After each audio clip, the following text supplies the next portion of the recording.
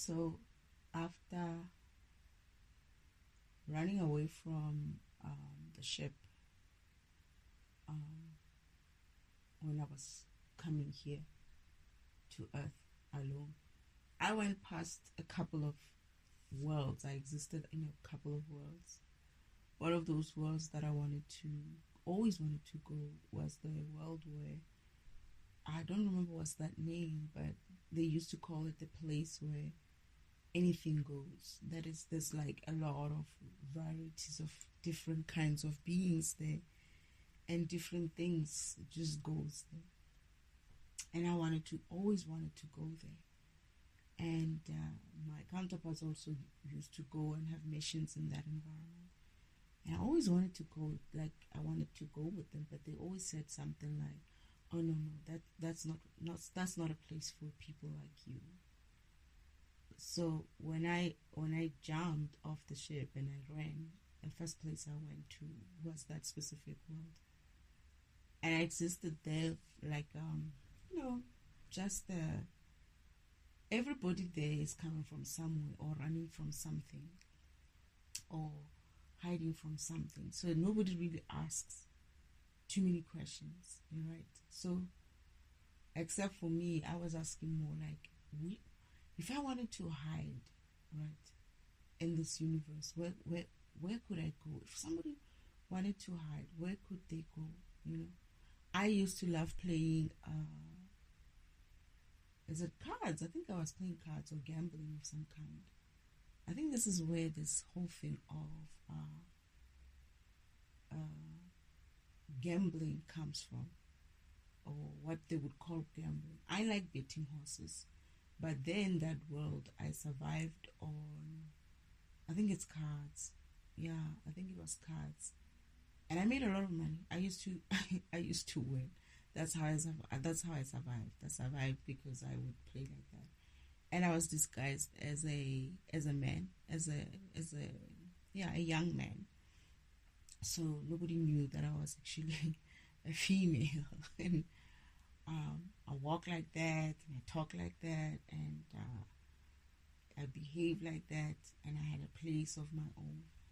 But one day, this is how my counterpart finds me the first time. One day, I'm just like, after the card game, I won, and I'm going back to my place, and I'm busy there on the street, like counting the money that I just made. Like, I'm not even like looking where I'm going. I'm just walking and counting the money that I made. And then I bump into someone, right? And after bumping into someone, I'm like, "Hey, watch where you're going," like a guy, like just to be tough or something like that. And I turn around and I move. But then I am like, shit, was that? And then I look. He said, "Destiny." And I'm like, oh my goodness, it's him. And then I started running again. So now I'm running and I'm running and I'm like, you know what? He found me. If he knows that I'm on this planet, I'll never survive on this planet. So eventually I have to open another portal, jump into a different world. So I was actually doing well there. He just disrupted me. And he followed me to this new portal. The new portal that I opened, he follows me to the next world, and the next world, and the next world. Sometimes I'm just a very like normal woman. I just have like different lives in different places that I went through. The last part where I thought I would have, like integrated well, I was actually starting to forget and starting to like have friends. Before, in other words, I wouldn't keep friends. I would just know people and then keep to myself. But in this specific world, I had started even making friends. I had friends, and I had been there for a while. He hadn't found me yet, so I wasn't even expecting him to find me. And then I'm coming back from, I think we had lunch with friends. This is another world where it's like beings who look like us as well. And most worlds, I think, when I was traveling, had mostly, although except for where anything goes, the world where anything goes, you could find different types of beings there. But most worlds seem to have more human-like people. And this world was quite light as well, was quite bright, right? People there, man, the streets are clean, people live well, people are generally happy, and I was just, it's more like, I think it was reminding me a little bit like home, but in a different way, in a more physical way. So one time I'm coming back from, I think I was having lunch with friends, and I'm walking back to my flat. I have a job, a good job, and I have a good flat. And just when I'm about to get to the door of where I live, there he is on the other side of I'm facing him basically. My flat is in between us. The stairs to my flat is in between us. He's on the other end and I'm on the other side. And I'm like, oh shit, not him again. This time I get angry because I'm like, man, I was just about to just settle in, you and you. I have to run again.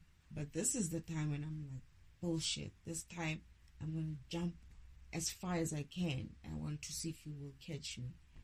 And then I opened I think I jumped 4. I don't know if it's 4 galaxies or so. I think it was 4 galaxies. I jumped 4 at a time. And he was like, no, you didn't. And I was like, yeah, I did. And I'm looking at him and I was like, yeah, stuff you. Like I could be giving him a finger even there. And he's like, I'm following. And I see him trying to follow. I'm like, no, you're not following. He's like, yeah, I'm following you. And he's coming through and I jump into the last portal and he also follows and I can see the last portal is about to close. And I'm like, no, he's not going to make it. Don't try. He changes his face like, I'm going to. And he went in. This is where he gets hit. And his left side, I think. And he hurts his left side. I think his whole left side. It's funny because I got hurt on the right when I was falling, when I fell in another world when I had my accident. And I think he got hurt on the left. Or maybe it's the right, I don't know. But, yeah. Fathers, so I'm like standing there. I'm on earth now. And I'm standing there and I'm like worried now. I'm like, where did he fall into? Like, I want to go and find him, and rescue him or help him out or something. Then Father speaks to me and he's like, don't worry about him. He'll be fine. And then I turn, there's my father.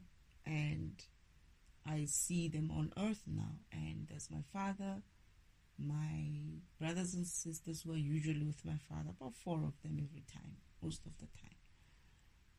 They've come through to, I guess, do this whole thing of me being born on earth. And Father says, we go in front of this house, right? This is the house that I grew up next to. This house that we go in front of is my neighbor's house. However, we standing just about my neighbor's house and the house that I was brought up in. That is the house where I thought was my family.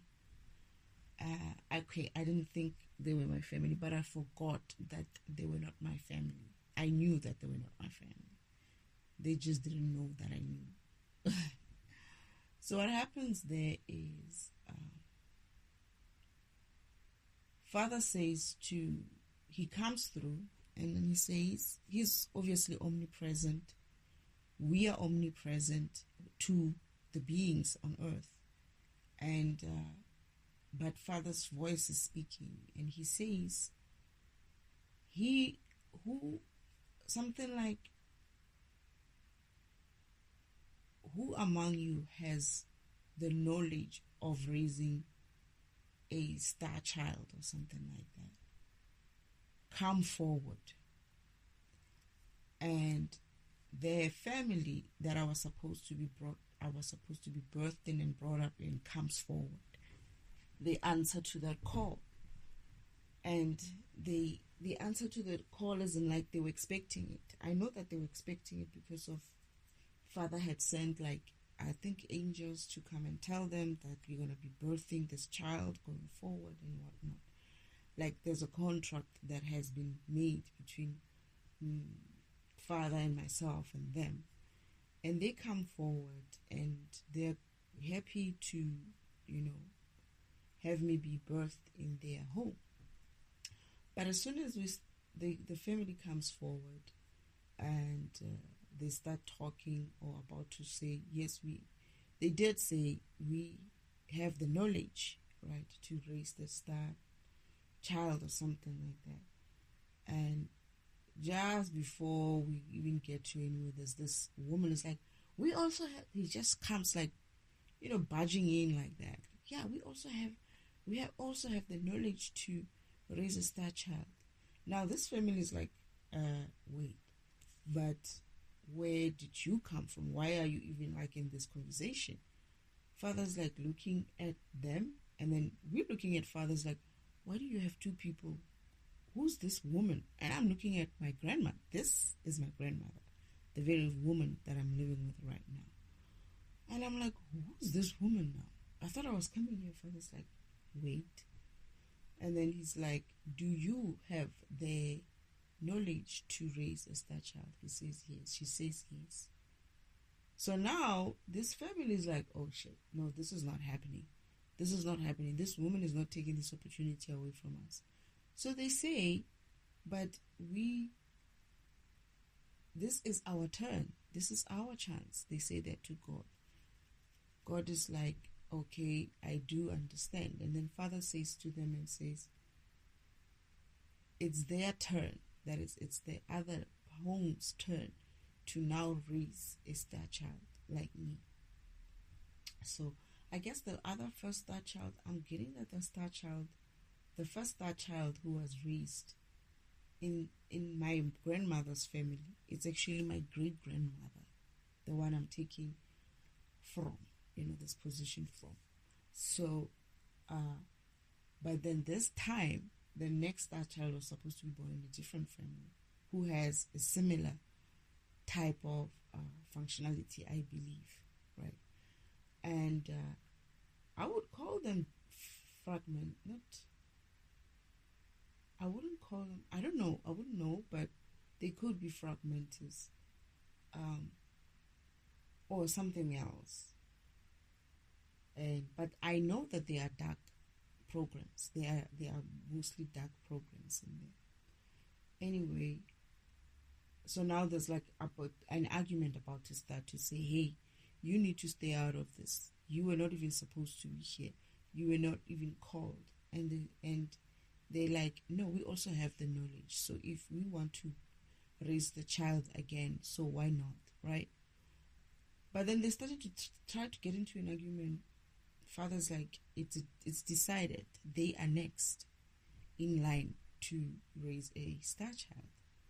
So the child will be born in your home. And then they do that. That whole thing happens right there for me to be born within them. However, I'm looking, I'm watching, I'm a spectator to this whole thing. Me and my brothers and father are spectators to this whole thing. So Father does his thing. And as I'm supposed to fall into the family that I was supposed to go to, right? I fall into a different home. Like, it's like a glitch in the system. My brothers are like, what the? I'm also like, what happened? Father's like, right? And what they essentially, that thing that they did there, the glitch in the system, was essentially what? It was essentially Uncle Oman kidnapping my mother who conceived me, who is actually from that family, right? Who is actually a daughter-in-law from that family. Uncle Oman kidnaps her and then steals my I guess, what is it? Embryo or something. and then implants it into another woman. That is the woman who gave birth to me. My surrogate mother, that is. And in the system, or when we were looking at this whole thing, when Father was doing that transfer of me into this family, it looks like a glitch in the system, but it's actually not. In the physical, it's actually someone going and stealing someone else's child as a, like for instance, in my case, they stole my embryo. Yeah, my fertilized embryo, and they replanted it into another person. So then I'm born in. I'm basically carried into this other family. My grandmother, right there and there, looks at this other family and smirks, right, at them. It's like, yes, she fell into us. And Father's like, what was that, right? So actually, it wasn't Father, it was the other family who were like, what just happened? What is that? They're arguing. They're starting to argue again. Father says to them, it's done. What's done, it's done. Right? The child will be raised in that family because it has happened. Right? Because they were supposed to, the other family started even complaining and say, but it was our turn. Father was like, what's done, it's done. The child will be raised where they're going to be birthed in. And then it was left there. That's how, on a kind of, I don't know what I would call that I think it's still a spiritual level, kind of a transfer. We are in the spiritual level, but we are able to see earth. We are able to conversate with these people on earth, to say this child is coming through. And when the father's supposed to do the transfer of the child doesn't fall in. I see myself, I don't fall into that family. I fall into another family. And I'm like, wait, what the heck is this? They also like, wait, what just happened? Everybody else, my brothers and sisters are like, what just happened? What was that? What just happened? My father is the only one who's not two-faced about it. He just goes, as always, he does something like that. Anyway, so now I'm conceived in this family by their daughter-in-law and their son, but I'm actually going to be birthed in the next door neighbor's family by a surrogate mother who was prepared and brought in for this specific type of mission for them. That is, Uncle Oman had already done that. The reason why they did that was because there is a vision I have of Uncle Oman trying this family. This family, the neighbor who I was supposed to be born into, refused Uncle Oman. They were like, how dare you even come here and ask for something like that?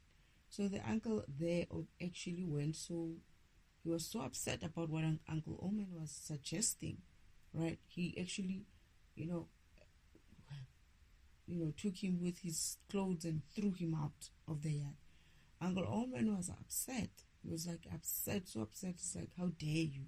Do you know who I am? Kind of a thing. And he said he was going to get back at that uncle. And that uncle was dead in like 2 weeks or so. I think it was something sinister as well. But anyway, then I get to be birthed in this other home from a surrogacy.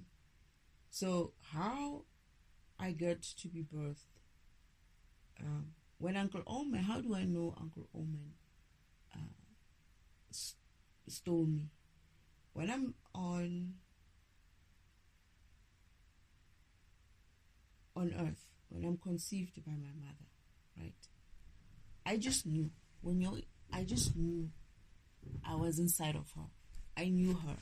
I knew my mother. I was part of her. And I was just already getting used to the environment of her in her womb. And my spirit, although, is still in heaven. I haven't been born yet, but I was with her all the time.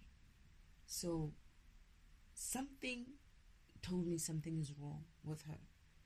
And I appeared where she was. And I see everything. I see Uncle Oldman. Uncle Oldman is telling my mother that he needs her to come with him, for the child. My mother says, I never said I will sell you my child. Are you crazy? I never agreed to your plan. So Uncle Oldman is like, but we talked. I offered you. We talked about it. It's like, yeah, we talked, but did I actually say yes?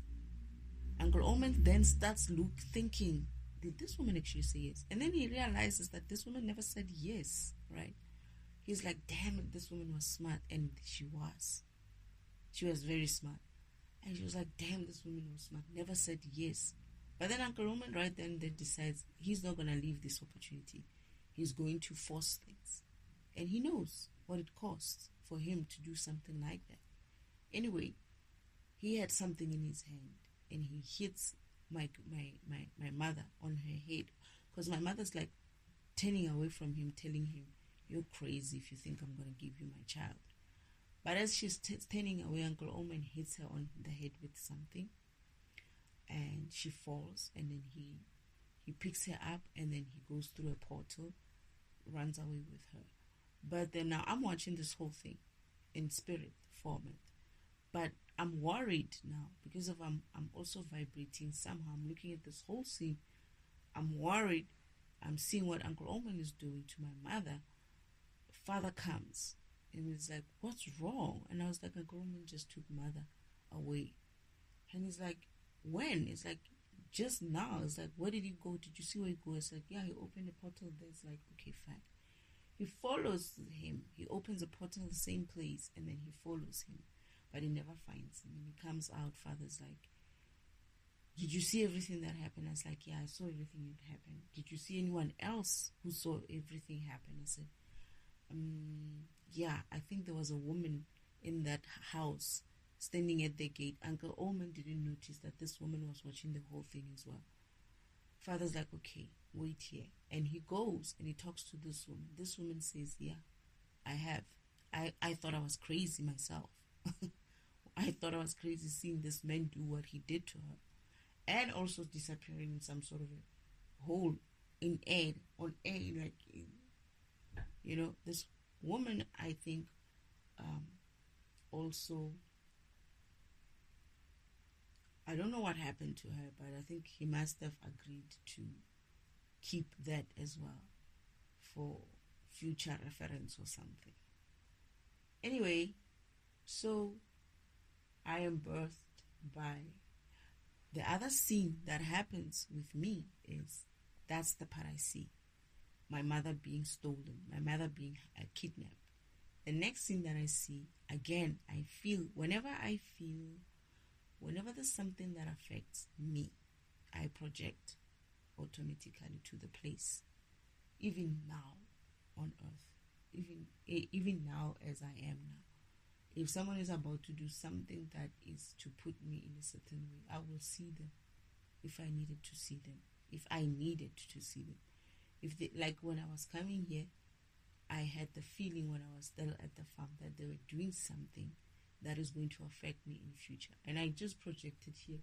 And I watched Uncle Oldman, that is the devil himself, my sister, my uncle, preparing this house to continue with their fucking shenanigans. And I'm like, what are they doing?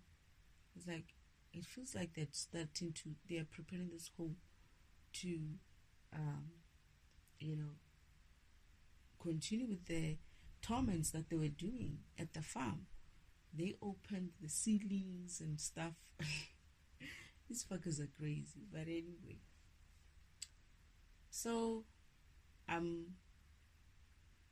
next thing is I project to a hospital room with this woman who is having second thoughts about what they're about to do to her. As in like implanting this egg into her. So the woman says no. She's refusing, right, to be put under anesthetic or whatever, right? And the doctor as well is like, wait, this woman says she doesn't want to do this. I thought you're bringing me someone who understands what we're doing here. Why does she say she doesn't want to do this now? Uncle Oldman and my imposter goddess sister look at each other and they like they talk with their eyes. It's like, yeah, we're gonna force her. And then they say to him, don't worry about her. So they go to my mother. They hit her as well. The one who my surrogate mother. They hit her right there at this, on the stretch. They hit her so that she sleeps. All right. And the doctor's like, what the heck are you doing? What is this? He's starting to refuse to do this operation. And they're like, I don't know what it is that they threaten him basically with something. And then he says, this is not what I signed up for. This is not what I signed up for. They say to him, well, you're going to do it or what? She's already here. She's already there. And if she wakes up, she's going to tell people. Anyway, so we need to have her with something on her. Otherwise, So he continued to do that. Now I see him getting my egg, I guess, and I can sense it. I can sense that that is me, and going and implanting it into this woman, and then I phase out. Right? I don't see the rest of the thing, but I know that that's what they're doing. Anyway, that's the scene I see. So I'm successfully implanted into the surrogate mother. And now comes the birth. When the birth has to happen, my mother is supposed to give birth to me on the same day as Yeshua's birthday. That is on the 25th of December. At a specific place. At a specific time. So I remember Father showing me there is a registry of births. That's what he called it, yes, a registry of births. The so-called Akashic records. And I hear people talking about, oh, the Akashic record says this and this and this and that. The Akashic record says they have a story there. No, it's not. It's just a registry, birth registry. So any story that they're telling you is coming from the Akashic records, it's a fucking lie. Akashic records are just birth registry. It's a birth registry. And Father said, I need you to see this one. I need you to see where you're going to your birth. Your birth registry, that is. I'm putting you in the birth registry. And he says, these are what are called Akashic records. And I was like, what are they? What is Akashic records? Akashic records is like, it's a book it's a registry of births, basically. I was like, okay. So he tells me when I'm going to be born, 25th December 1980, at a specific place, at a specific location, with specific mother and specific father, at a specific time. That's what it registers. It's a registry. It's a birth registry. Anybody who tells you that the Akashic records, whoever is talking about Akashic records telling some sort of a story of some wars, some sort of a story of some whatnots and whatnots, is a lie. Father showed me that it's just a registry. It's just a birth registry. That's what Akashic records are. It's not a story of your past and your present and what. No. Maybe there's other records like that, but Akashic records is birth registry. Father, I see why you wanted me to do this one. All right, now I remember. Thank you, Father. So it's a birth registry. It's not these people on YouTube who are going on and on about Akashic records. Even tarot readers are talking about Akashic records. And I'm like, but that was just the birth registry kind of a thing, I thought. Why are these people telling stories about the Akashic record says, no. Uncle Oldman again is confused and telling people lies here. There's no such a thing. Akashic records are just birth registry. It's a birth registry. It's very simple even. And to be honest, Father, did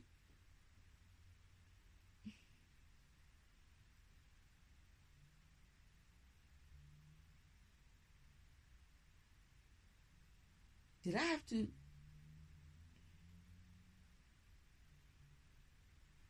have to sign it? Did I have to imprint something in it when you called me?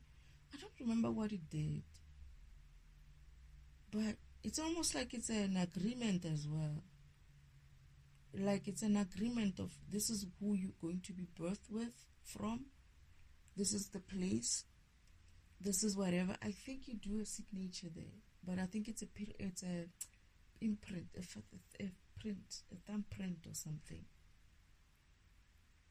to it. And this is why I'm like, I don't understand why these people are like talking stories. All I saw is like a couple of lines there, like a couple of parallel lines, right? And there's like, I think it's father, mother, and then all these things on that record.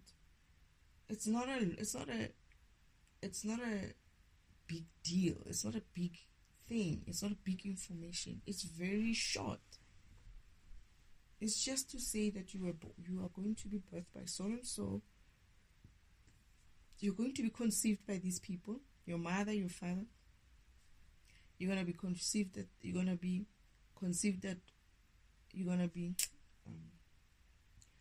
birthed at what time, or at what date and what time, in location. That's it, and the location. And if there was, I think I did have to. Father, can you please remind me if there was some sort of a signature? That's why you call me in. I think he did. He said to me, you need to put your thumb here or imprint here. It's like you're making a contract to come here. And that's it. All the other contracts that these people tell you, that's the only time I remember signing anything, to be honest. I don't know if there's another contract, Father. The other contracts are like verbal, kind of, where you guys go and you talk and you're like, okay, yeah, you'll do this, you'll do that. But that Akashic record, I feel like there's some sort of a agreement where you sign up for it. You're like, yes, I agree. I'm coming here at this time, at this hour, what, on earth, what. So it's not the stories that people are telling that they, according to the Akashic records, and they narrate some story there. There's no such a thing. Those people are talking bullshit. There's someone who was talking about this Akashic records and this Ukashic records. And I was like, what the hell? I only remember Father showing me one type of record, type of a thing. It's a record. Akashic records. They didn't say a novel or some sort of a storybook, you know. No, they said it's a record. It's a record. It's actually a record of your births. That's it. It's a registry. That's it. It's a birth registry. That's what Father called it.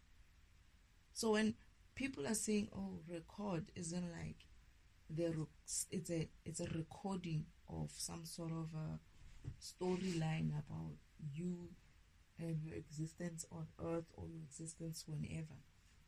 I don't know where that comes from. It's just a registry. You have been registered as a birth somewhere. I mean, birth registries even today, they're still happening here. They're still happening today.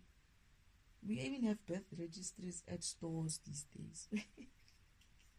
It's a common thing. Father also has one of his own. Anyway, what else was I saying? So came the birth. My mother now gets this, what is it, delivery pains or something like that. I wouldn't know. I haven't been through that. And they wanted to change the location, the time of my birth. And they didn't think that my mother would, they had planned, sort of arranged for my birth to be at a certain time and place. But I think some reason that record, they probably didn't have the date and time. They didn't know when I was going to be born. Maybe this is why Father said, they're going to be thinking that you're going to come at a certain time, and I'm actually going to put you on the same date as your brother. So he puts my birth at the same date as my brother. And that is 25th of December. So my mother gets labor pains. They were not expecting it. And they try to rush her quickly to a different location of birth. But this is Father coming in. It's like they're going to try to move your birth, to change your Akashic record. They're going to try to move your birth and stuff to be different from your Akashic record. But this is the time when Father's like, I'm not going to let them. Don't worry, because I'm worried. That means when they do that, they basically change your destiny. They basically change everything that was written, your path. They basically change that path completely. That spiritual path or whatever purpose path that you were supposed to walk on earth, they change it. And they want to do that with me. Father's like, I'm not going to let them, don't worry. So before my mother thought they were going to, I think they were going to go there, they had scheduled it for I don't know, the next month or a day or two or something like that, after my actual date, after my actual date. But I decided to come on that day when I'm supposed to come. So they call each other, and they obviously come to take my mother to birth me elsewhere, in another town, in this hospital in another town. But that day it rained. It rained so hard that the driver, who was my grandfather, couldn't see where he was going. So he eventually the car slided, and he hit the pavement, and the car got stuck, like it didn't want to start again. So my mother had to give birth to me in that car on the road to wherever they wanted to. However, the nearest hospital was the very hospital that I was supposed to be born in. It's nearby. But what happens is, I get birth. Father's like, they wanted to still drive with me to go and register me in another town. Then I wasn't breathing. I didn't breathe. And now they have a problem. This child is not breathing. They are panicking. They don't know what to do. My mother doesn't even want to touch me. He's like, she's happy for this thing to come out of her. She looks like that. She wasn't happy with my pregnancy because obviously she was forced to it. And she's just sitting there, standing there, not even like emotion. The so-called father, the Joseph in the story, is he's using his shirt, his t-shirt inside. He took off his t-shirt to cover me. But then now there's a problem. I'm not breathing. He doesn't know what to do. My grandfather there in the front of the car is like, just leave her there because she's not breathing. They don't know what to do. I'm not breathing. So they decide to dump this child now, me. So they say, just leave her there next to a drain, right? Next to it. It's pouring. They try to leave me. My father, gets out of the car. It's pouring. He looks left, looks right. He doesn't see anybody. But just as he's about to put me on the ground, the neighbor, the person that they got stuck in front of his yard, came out. He saw that there was a problem. Came out and he's like, what's going on? I saw your car sliding. Are you okay? And then he's like, oh my goodness, there's a baby. And the child is not breathing. It's like he realizes that I'm blue, so I'm not breathing. This man is like, gets into action. He just shifts my father, takes the child, right? Puts me on the floor of the car. It's actually like a, it's not even a car, man. It's like a, we call it taxi, but it's like, the Love, Peace and Harmony van, wagon, that car. And he puts me on the floor and he starts doing this resuscitation, right? He starts doing this resuscitation. He's like, call the ambulance. Somebody call the ambulance. He's trying to do this thing, this man, and I'm not waking up. The ambulance came. Everybody now, there's like a lot of people who are in the streets. They're watching this whole scene. The rain stops. They had stopped. The sun has come out. Now there's like witnesses. They can't just drop me there and run, right? Anyway, the ambulance comes quickly. The ambulance takes me, and they take my mother and my father into the ambulance. They're like, the nearest hospital is, it's not far. It's not far. It's like, there was no argument about it. You couldn't make an argument and say, no, I want her to go to the other side. No, the hospital is just behind us. Just. It's like there's a road that crosses and then you go, there's the hospital. We go there and I'm not breathing. These guys are just trying to help me to breathe. There's paramedics in the car. The ambulance is going. And then as soon as the ambulance crossed into the hospital, the threshold of the gate of the hospital, I started breathing. This guy who was trying to help me to breathe was like so happy that he started tearing up. I just started breathing on my own. My mother and my father looked weird now, right? They were not happy. They were not happy that I started breathing. Now these two guys noticed that, the paramedics are noticing that these people, we just saved their child's life and they look like they don't want this child. What's wrong with them? Almost like this guy wanted to even like, I could keep this child for myself. These people, they looked weird. They were not happy. They were more shocked and looked like they were not happy. So I was basically registered in the correct hospital at the correct date at the correct hour. Father made sure that happens. So they couldn't change that part. They might have changed where the mother who carried me and who gave birth to me, but they didn't change who conceived me. I'm still conceived by the right woman and the right man. They didn't change where I was birthed. I'm still birthed at the place as registered in the birth registry, that is the Akashic records.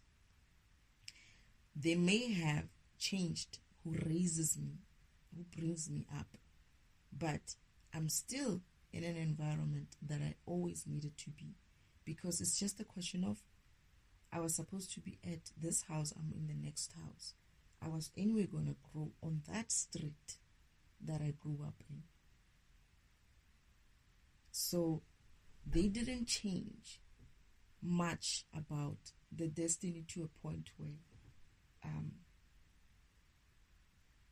they could say they changed my destiny. They couldn't change my destiny like that. And it just so happens that the portal that I was going to need to use was with the right family where I was raised, because I was going to use their portal, the one that Uncle Oman chose to leave open, the only portal that was left, that is the portal to the angelic healer world for lights of earth, I don't know what they call them, but they just call them lights, right? For the lights, but they are more lights for their own environment. It's like light of a community or light of a family. I forgot. It's a light of a family, but you also serve the community around you. And I still got to use the very portal that Uncle Oman had. So they would have also used the same portal. What I'm getting is the family that I was going to be birthed into would have still had, they also had access to the same portal. But Uncle Oman had made it arranged so that it's only that portal that is left. The other ones are destroyed. They are tainted and they are destroyed. So there was only one portal there. And yeah, that's the thing. So I got birthed where I needed to be birthed. They didn't manage to change my destiny. And I grew up in that environment, growing up thinking that my neighbors, I knew that my neighbors were my family, but I had to sleep to it at some stage. And I knew everything whenever I was growing up. I saw everything when I was a child. I saw what my family were doing. They thought I wasn't aware. They thought I was a child, right? And I saw everything. I understood everything. But I would also come in and out of being myself and try to sleep. Father tried to make me sleep, like, not sleep, but really like try to not be minding what is going on around me, but just try to live as I should. The first few years of my life as a child in that environment meant that I had to be watched over a lot. There was always someone watching over me, not just father, like my brothers as well. And I had a sense of them as well, that they are watching. Like I knew that they were watching. Like they might not be showing themselves, but I could sense, okay, there's this one today. Tomorrow it's someone else. Other day it's maybe two of them. But they took turns to watch me. The first few days especially, maybe the first year of my life. And there's a part where I don't know what my grandmother did, right, or was about to do. And one of my brothers was so angry that he got up in heaven and drew his sword and was about to go and strike my grandmother for that. He is found by one of my sisters who's coming through to exchange with him so that she can watch over me. She sees him, and I see him as well. I see him about to strike this woman, and I'm like, oh, it's gonna happen. He's just going to do. And they rush at him and they stop him. And then he stopped watching over me after that because they said he couldn't take it. He just couldn't watch anymore of what people on earth were trying to do to me, especially this woman, my grandmother, that is. She had been doing all kinds of things. One time she asked me to give her my light so that she can hold it safe for me. And I was like, huh? You want me to give you my light? This is like, yeah, so that I can hold it safe for you, so that, these people are, people are not good. They're going to try to take it from you. Actually, she tried to gaslight me by saying, because of the way I am, people are starting to look at them funny because of the things that I am, the way I am, and the things that I do. So in order for her to protect me, I must give her my light so that she can keep it safe for me. I was like, what is she talking about? And I'm like, everybody's like, what is she talking about? Like my brothers in heaven are like, what is she talking about? Is she talking about what we think she's talking about? I was like, wait, just watch. And I'm looking at my father. I'm like asking my father, like, what is she talking about? Father's like, she wants your essence. And I'm like, huh? Can I even do that? Father's like, no, you can't. Right? But then I come up with another idea. I was like, let me see something. Father's like, what are you about to do? What are you going to do? And I was like, just watch. Father's like, don't try to do anything funny, right? So I said, okay, fine. I say to this person, my grandmother, I'll give you my light. I just essentially produced some light thing in my hand, right? And then I said to her, open your hand. And then she opened her hand, and I put it inside of her hand. and I closed the hand, right? And then she was like, opened it, and she saw a light inside of her, right? I made it as if like I'm taking something from my heart, right? And then I was like, will you keep it safe for me? She's like, yeah, I'll keep it safe for you. And I was like, give me your hand. And she gives me her hand, and then I put it in her hand, right? And I closed her palm as well. And then she's like looking slowly at it, and she sees something. She sees a light. She's so happy.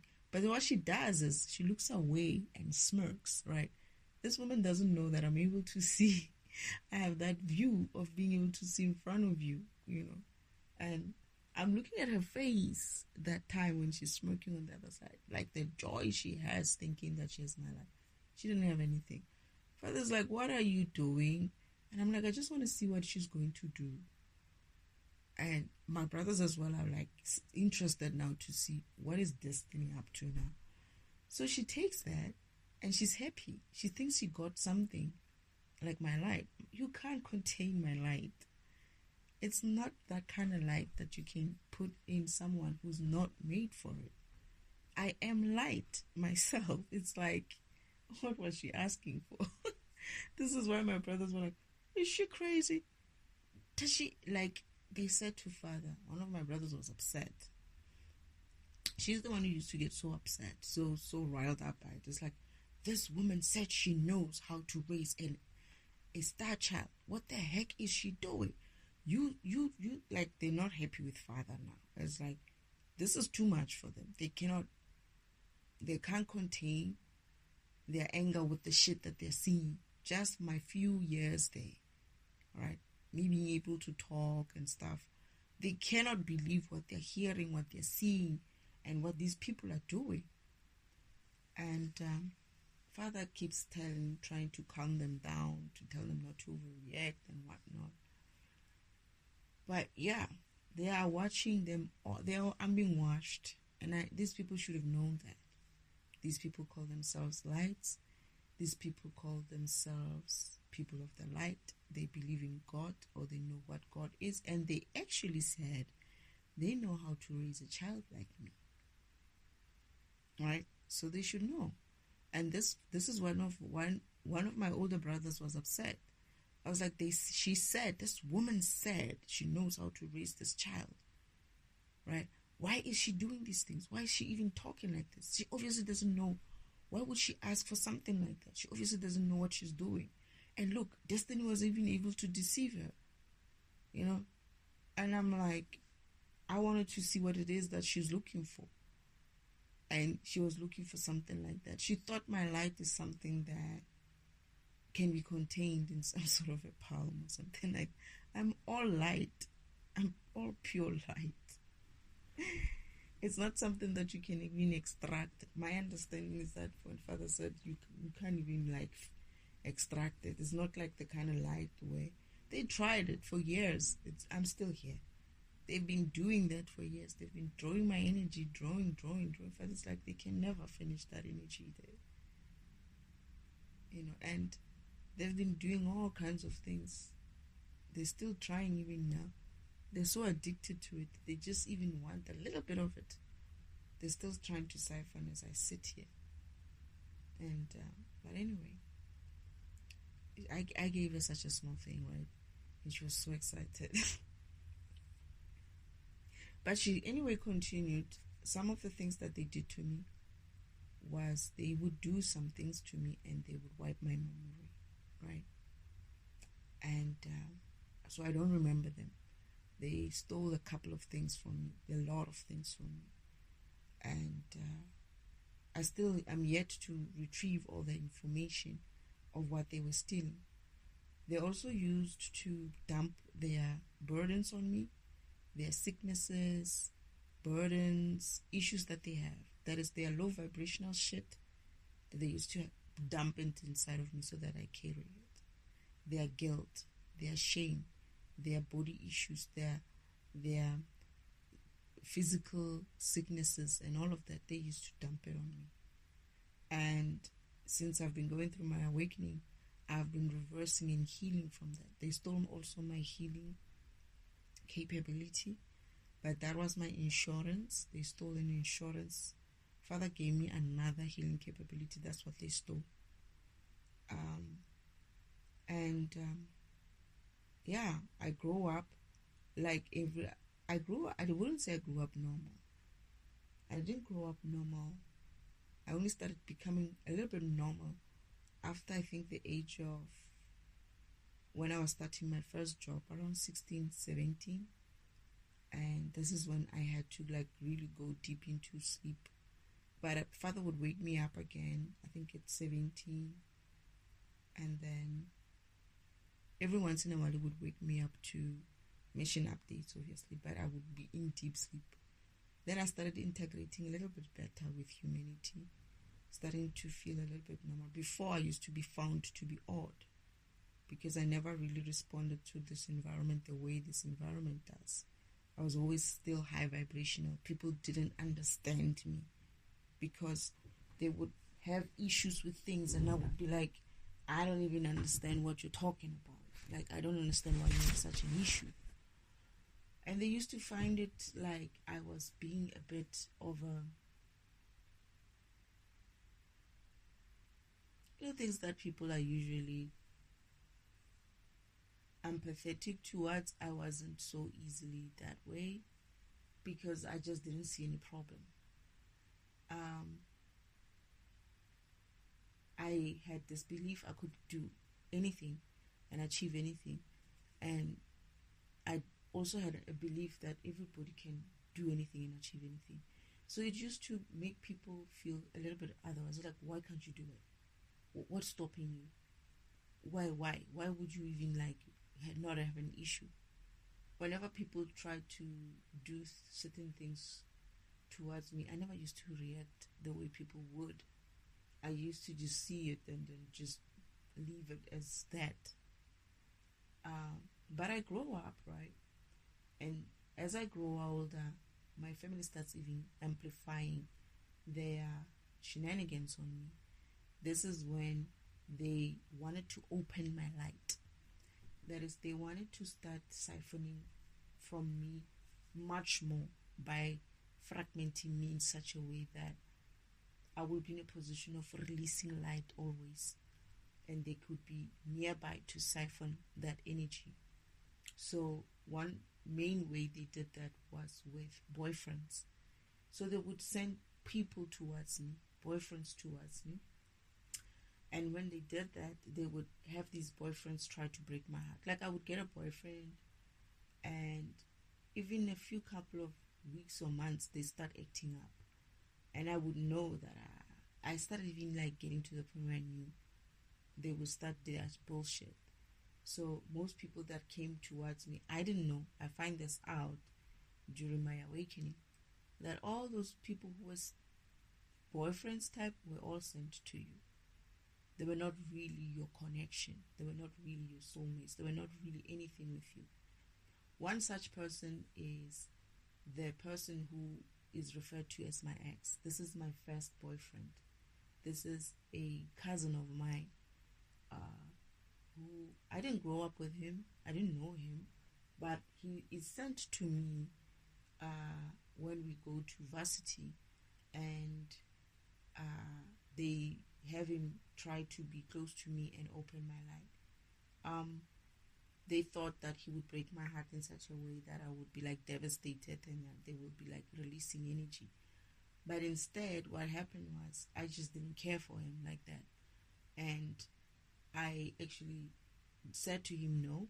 He kind of forced the situation, and I still maintained that no, after we broke up, he broke up with me in a way, but he thought that I would kind of I don't know, pine for him or something, and I didn't.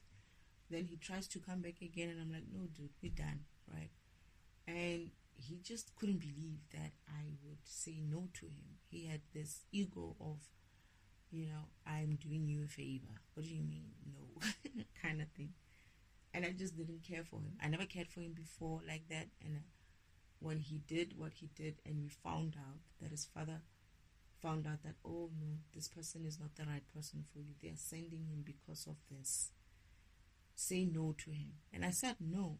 But then this guy just arrives and every day acts like he's my boyfriend, and because we were friends before. But then he starts pretending like he's my boyfriend, and I'm like, no, man, what is this? And he's like, no, you and I. I was like, no. I said no. And then he ignores that, right? And then I guess sometime, I don't know how, but I'm getting that it was also black magic of some kind that he did to me, or some witchcraft of some kind that he did to me, that made me fall into this trap of him. But then again, he was supposed to again try again and then dump me, and then I would be heartbroken. And yeah, in a way, a little bit, but I recover fast. So I recovered fast, and it hurt him actually. That hurt him. He's since had this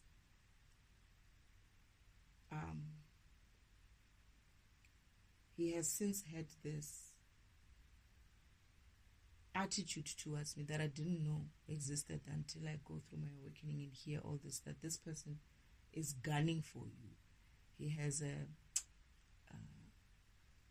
score to settle with you for not pining over him. Everybody else pines over him, but you didn't. Why? So anyway, he's a psycho. Obviously, he's going to find out that he's just a regular person who knows how to steal people's shit. That's it. There's nothing special about him. He's a fucking thief. That's it. Anyway, so they do such things to me, to fragment me for over years, right? I grow up and I work, I do what I need to do, but the more I live this life, I start getting back to me feeling very... There's many things that happen in between, which I spoke about in many of these recordings. But there's a time when I start getting like, Father, I cannot do this anymore. I need to find something meaningful.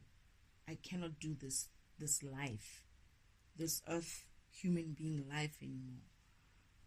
And I said to myself, maybe I should start something on my own. Maybe I need to, leave these jobs and get another job. Maybe just start my own business. And at first I wanted to, but then I think they had a plan for me again.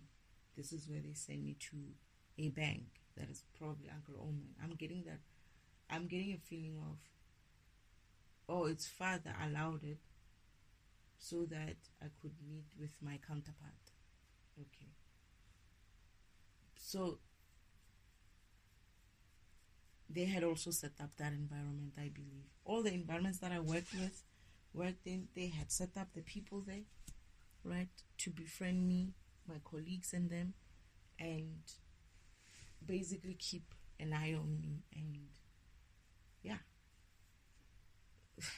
I don't even know what to say to them, but I've spoken about it. It's not something that I can talk about in a recording session like this.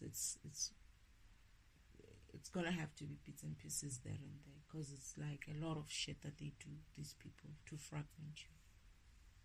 So eventually I decided this time. So the time when I was supposed to take over the light position was after my grandmother's death. But then, soon after my grandmother's death, but I was young then, right? So I couldn't take it on. So what happened was, I don't know what happened. I don't know why someone else was kind of like caretaking it. That is my uncle, was kind of like caretaking that whole thing, right? The access to the portal and the position and whatnot. But he wasn't really, I think he wasn't really in that position. He was just caretaking the home that I know that my great-grandmother left for me, and all the other things that she left for me, up until the time when I was ready to take it on. But what they did was the same thing they did to my grandmother, my great-grandmother, that is, they did to my great-uncle when they needed to it was time for them to take on this position.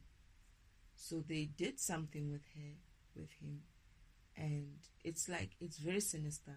The stories that I hear is that at some stage they even left him locked when he was very, very, very weak and very, very bad. They had actually locked him inside the house alone.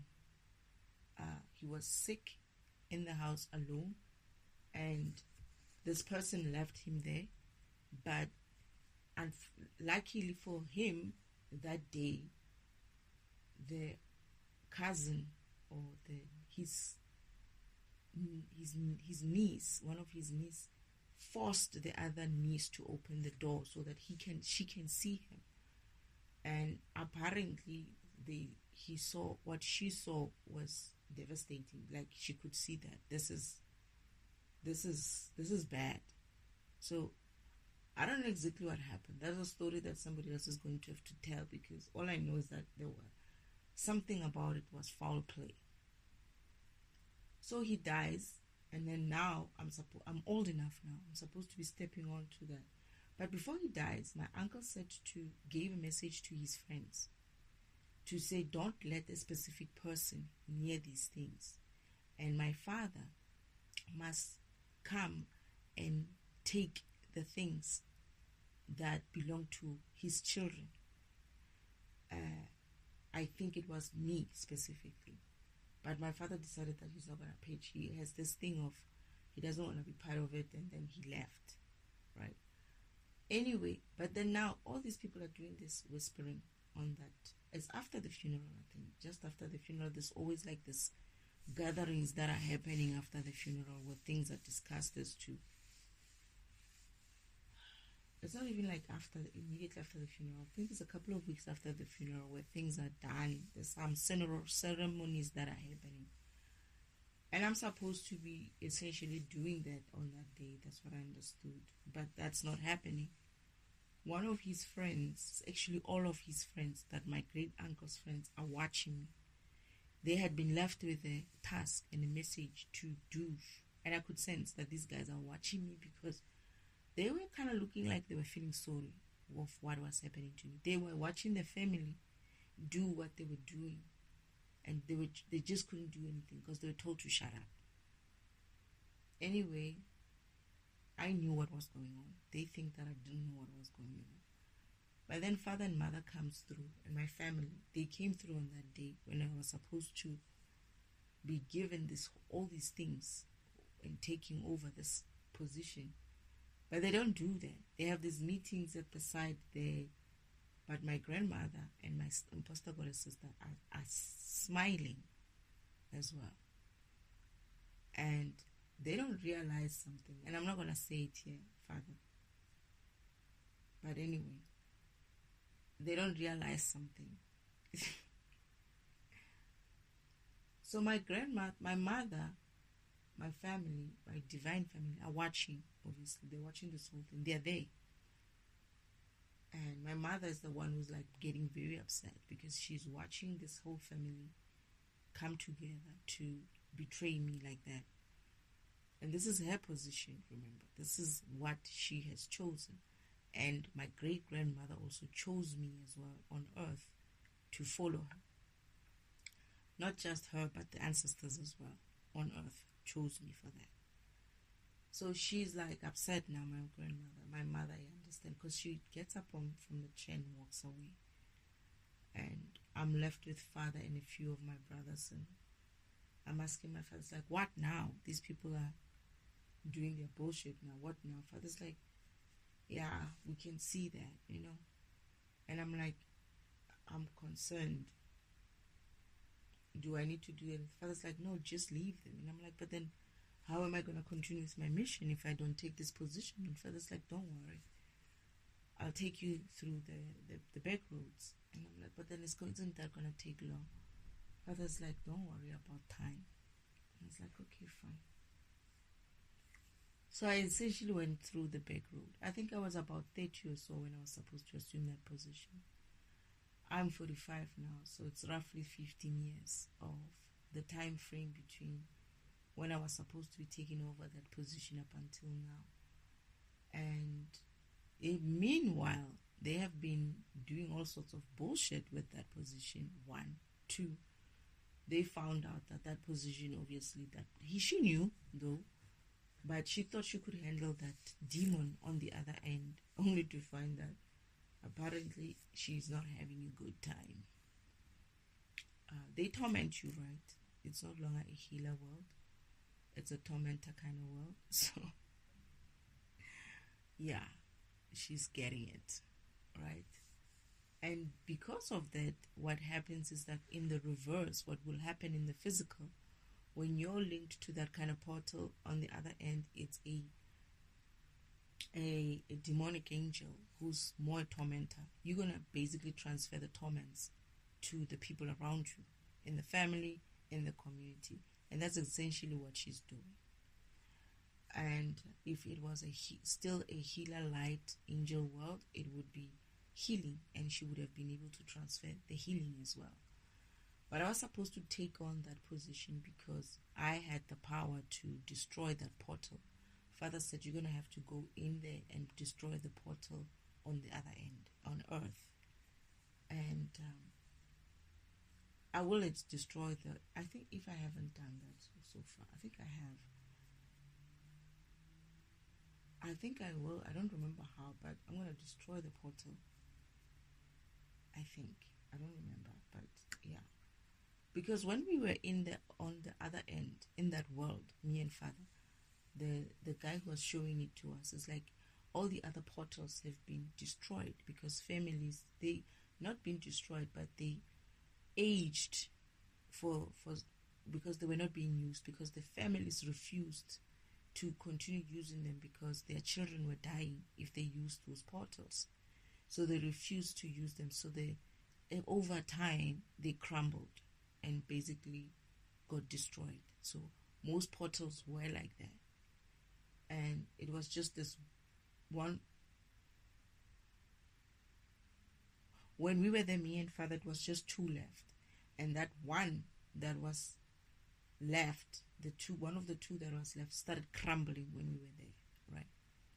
But then the one that was still only functional, because this demon is telling us this is the only one that is still functional, and they don't understand why, because they were hoping that the portal will be closed, because if that portal is closed, then no more low vibrational beings are coming through. At least it gives the angelic world a chance to also regenerate their light and become much lighter, because of there is no more low vibrational beings coming through it. So they don't have to depend on their light, on the portals anymore. It's more like they are closed off and they're able to work on their world to make it high vibrational again, so that they can also become high vibrational and leave the demonic state. They're still beings just like every other being. They do what they need to do. But then now it starts crumbling as I sit there, as we stand there, me and Father. There's like a boom, boom, boom. And I'm like, what's that? This is the one portal that's left. Father's like, it's you. And I'm like, me? He's like, yeah. And I'm like, what do you mean it's me? It's like, it's you on the other side. You're breaking the portal. So I was hitting that portal on the other side that is on earth. I was breaking it. And on the other side, in that angelic world, it was crumbling. And it's like, he's looking at me, he's smiling, and he's like, you're going to close that portal from the other side. And I was like, okay. I didn't know what that meant. But I don't know what I had when I was in the farm, if it was real or not. But I used to, every time when I did my karmic lessons and I found something, I found out something, key to something, a clue to something, I would hear boom, the same boom that I would hear when I was in that world. But eventually, in the end, I had a crumbling, like the same crumbling that I heard on the other world. So this is why I'm saying that I think I already kind of closed that portal. So I don't know if my aunt told people who are her followers, kind of, that she no longer has access to that portal. Or it could be, Father, did I close the portal?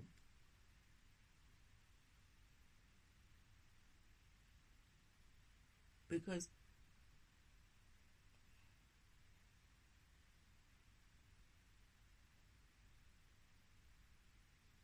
I'm trying to hear. Did I close that? I always assumed that portal, it was like a fake kind of a, but it was very real. It was similar to what I heard when I was on the other world. There's no way they would fake that.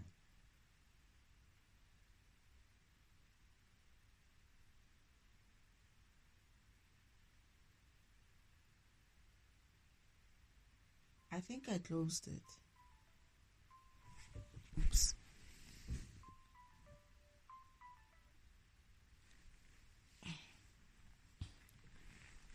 Anyway, what was I saying? We'll talk about the portal. But yeah, I was supposed to take that position, use that position to destroy that portal so that both worlds are now completely separated. The other world can heal on its own, and we also on Earth can heal on our own, and basically shut down this Uncle Omen shenanigans as well between the two worlds. So that's what happens to me when I'm around, I think 30 or 30 something. And then I'm here. It's been a while. Things started happening after that. After my great uncle died, I started having a hard time at work, everywhere. They just came after me. I didn't realize that it was my family making things difficult, both at work, relationships, life-wise. Everything was just, and I was tired all the time. Then my sister started doing these torments, these physical torments of itching, of getting sores and stuff. Like, they started cursing. Apparently it's like on the other end, in the spiritual world, it's a curse, but how it manifests in the physical, it's like you would itch, you would get sores, you would get sick, you would get all kinds of things going on with you. They were just throwing curses at me, and these curses manifest as body issues or physical things in the physical. Physical body things in the physical. They started doing that. They started attacking everything, all my chakras. Then they've been attacking them for a while now. And as I speak right now, they're attacking me because they don't like what I'm talking about. But anyway, they continue to do that. They've been doing it for a while, and it just kept getting worse and worse and worse. And I remember when they started this itching stuff, my father was like, it's your sister who just did that to you, but don't worry, we will work on it. And I kept itching, and she would smirk. She smiled every time whenever she did these things to me.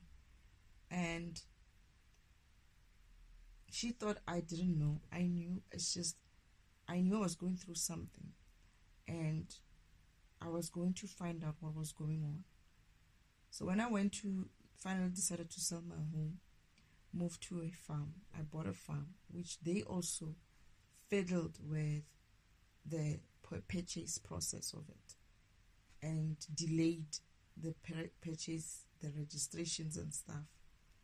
And they overtook that environment, because that's the environment that Father chose for me to go into some hermit mode in it, so that I can do my karmic lesson in the hermit mode format. And what they did was they set up that environment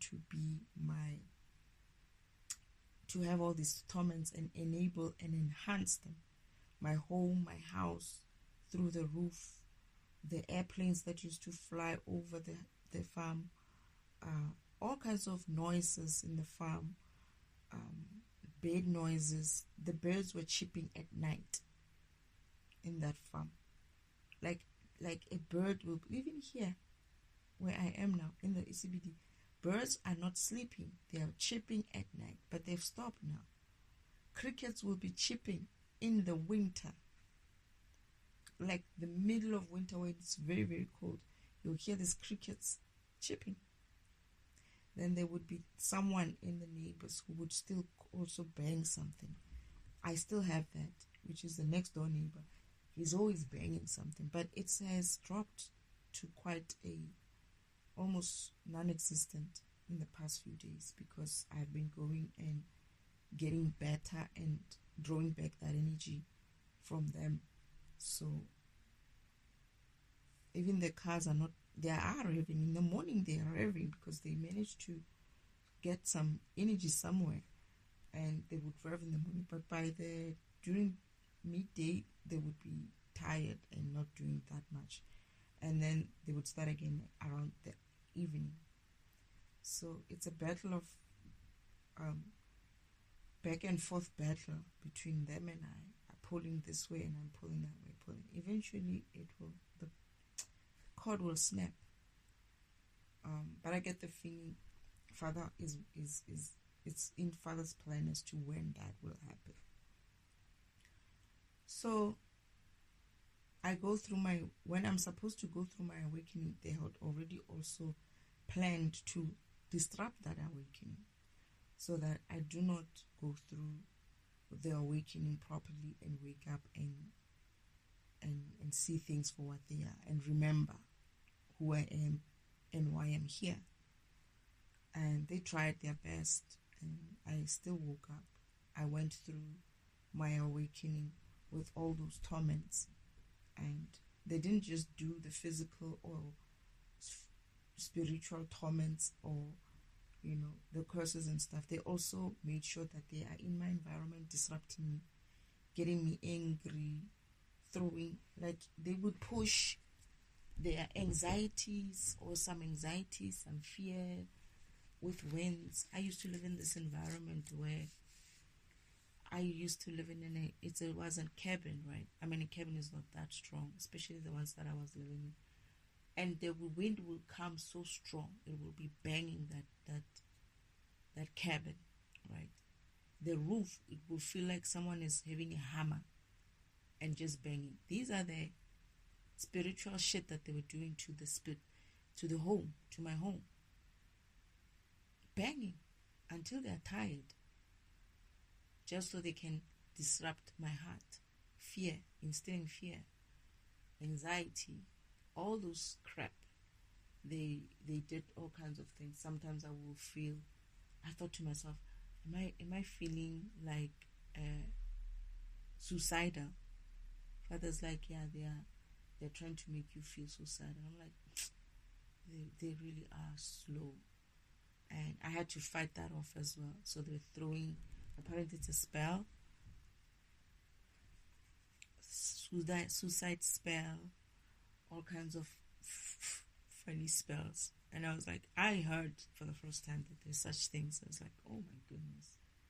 This is the family who say they don't believe in witchcraft. Even my grandmother still keeps saying such shit. And I look at her and I'm like, of course.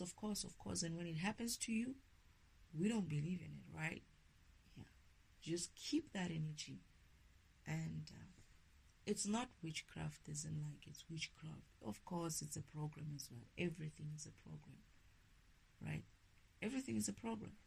So they won't believe in witchcraft because they know they're writing this flyby, this quick programs. They have access and knowledge to use this type of magic in this environment. They're doing so as I speak.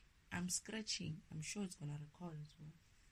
I'm scratching because whenever I start talking about topics which they don't want people to know about, they send their torments, they send their witchy stuff, and I'm like, yeah, whatever. I'm still going to talk through it. I'm not going to stop recording. This is why whenever I will start, when I'm recording, sometimes I start moving a lot. It's because I'm itching. I'm itching everywhere, and sometimes I hear me scratching, and there's nothing I can do. I can stop it. I can't stop recording. I'm going to record anyway. And it used to be so bad though, but it's better now. It's getting better and better. what else? So I went through that, the awakening. They messed up with the messages. They did a lot of things, which eventually I had to leave. I finished my process in the farm and I had to move on. And my father says to me, go to the streets. But he doesn't tell me specifically where. And then I asked father, like, where? I don't know anybody there except for this specific person. And he doesn't answer. But they answer. They say, yeah, to your uncle. And I was like, why would you want me to go to my uncle? I don't want to go there. I thought we talked about this. I don't want to go there. But then I have to remember again now. It's like, oh no, there's a part when I'm still in heaven. Father's doing this planning and he says, damn it, they intercepted my message to you. They changed the message for you to go to your uncle. And I was like, no, I don't want to go to my uncle. Whatnot, change this and whatnot. And then he's like, no, it's fine, I'll change it. But then he comes back, father, sometimes like, you know what? I'm not going to change that. And it's like, why? So me and mother like, what do you mean you're not going to change it? We're upset now. And he's like, no, I hadn't really completely healed all the torments and the what. No, then father's like, you're going to go in there. I was going to get you healed elsewhere. But why should you go and use other people's resources and and be like this, scratching yourself everywhere in front of everyone? They know what they're doing. They want to offer you their own energy and their own space and their own resources. We're going to use that. This is why I'm here. This second phase of my hermit mode. And he said, you're going to use that time anyway to do a lot of learning. Still continue with your learning, and it's going to be good for you. And I wasn't impressed. Mother wasn't impressed. I wasn't impressed, but here I am. I think this is a day before the last day of the last day. Let me see, what time is it? No, not yet. But tomorrow is going to be the last day of the 6 months that I'm supposed to be spending here. I came here on the 5th of November 2025, and father said it's going to take about 6 months. So I could have come through earlier. I came in November the 5th. I could have come in October, but I wasn't sure if my message was correct that I needed to come here. So I waited for a sign, and then I said to father, I'm not going to go to my uncle until I'm sure that that's what you want. Then I had a vision of the memory of him saying, they're going to do this, remember. This is why you're going to go to your uncle, so that you can continue with your healing. Then I had to humble myself and come here. And then I have been here since 5th of November, so it's December, January, February, March, April. May the 5th is my last day of the 6 months that father said it's going to take 6 months. And the torments, and I'm still itching, but they are very, very low. Much, much, much lower. I get the feeling, I don't know if they're going to stop completely, but I think they did continue. What these guys do is they will not stop. As much as they're low, they will still try other mixes of tricks to send some sort of a new way of tormenting me. And I need to learn from it and reverse the energy. So they'll still continue to find other new ways, but my body is getting stronger, my vibration is getting higher, so they don't come through as much as they used to. I'm healing from most of the ones that I almost all of them that I knew, but I will obviously, father said to me, you just continue and they will fall off eventually. You just continue, you just keep moving. And they are doing that. As I say that, they're listening, right? Because this environment is set up for them. And they don't like what they're hearing. So when I say that, they start making me itch again and I have to scratch. Yeah, but anyway, that's what they're doing to me. And here I am now after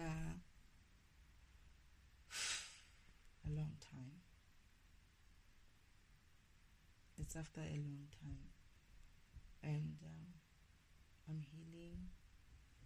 I'm learning. I'm awake. I'm defragmenting already.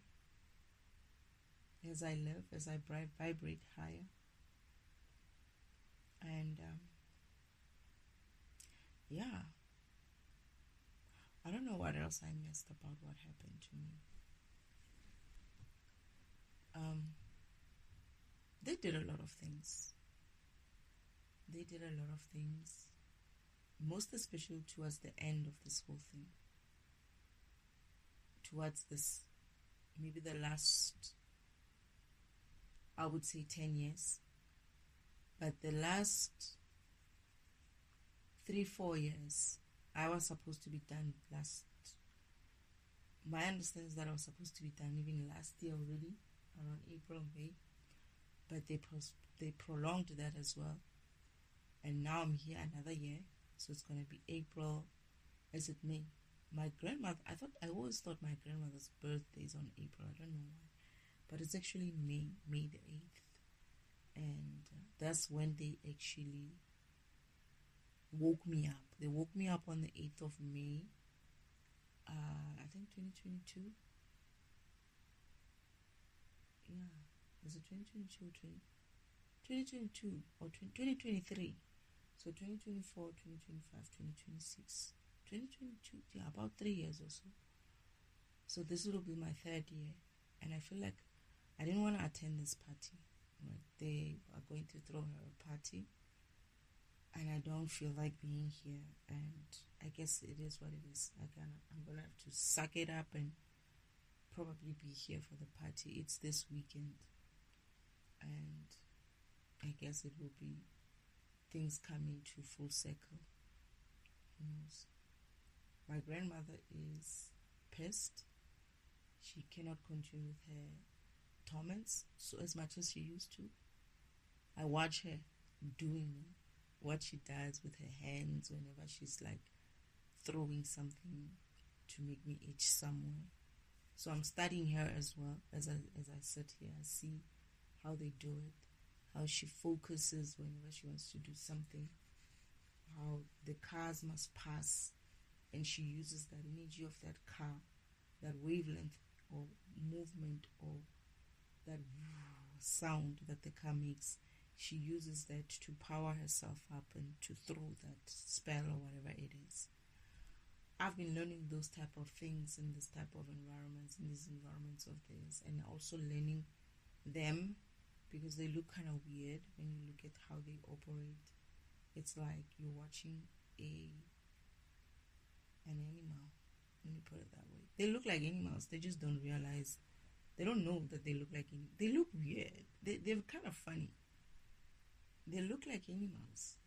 They look very weird. It's like you almost want to tell them, hey, stop, I'm watching you, I can see everything, I know everything. But these people are so low vibrational that even if you told them, right, even if you said to them, hey, I see you, they won't believe you. Even if you showed them that you see them, they don't believe. They still continue. But what can we do? What else?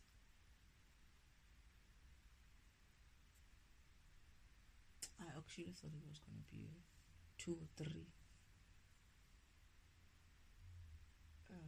separate recordings. But I think I spoke about more or less everything. It's a very long journey to be condensed into 1 or 2 recordings. So, yeah. So there's a part about me growing up on Earth. Then there's a part of me with my counterparts coming through. And then there's another part of me when I'm here and being born on Earth. What happens to my birth? And what else did I speak about?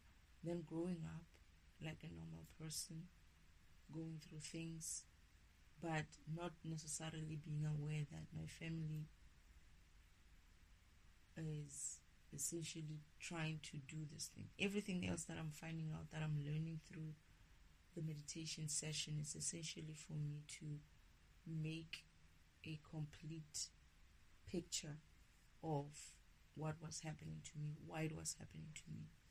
So I'm learning as I go and as I share. And sometimes some misunderstandings there and there are being cleared up. Clarity is coming more and more now, because it's not the same as when I was on the farm. The information that I got on the farm just to wake up is coming into more clarity now when I was here. And this is why Father said, your time here is going to give you power. You're going to learn so much that it's going to give you power. So you should just use it for that. And as much as I hate this place, I guess it is what it is. I don't feel like staying here anytime, like any longer. I just want to move on to something different. And I'm hoping that after tomorrow, my time will be coming soon for me to move on to the next place or the next something. What that is, I don't know.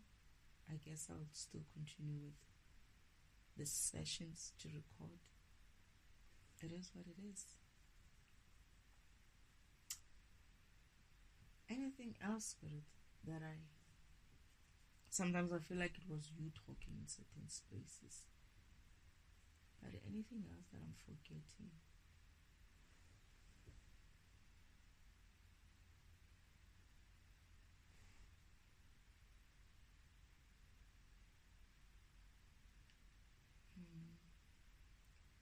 I can't think of anything else. Other than it's just me continuing with this journey, and I'll keep, obviously, the rest of it is probably going to be like at real time kind of a recording. But up until now, that's essentially what happened to me.